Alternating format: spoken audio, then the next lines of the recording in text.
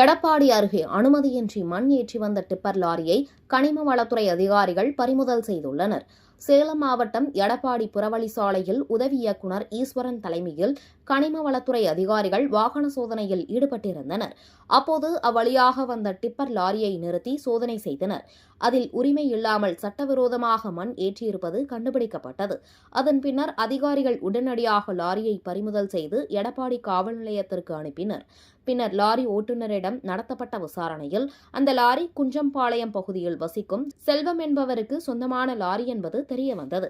இதனையடுத்து கனிம வளத்துறை அதிகாரிகள் புகாரின் அடிப்படையில் போலீசார் வழக்கு பதிவு செய்து விசாரணையை மேற்கொண்டு வருகின்றனர்.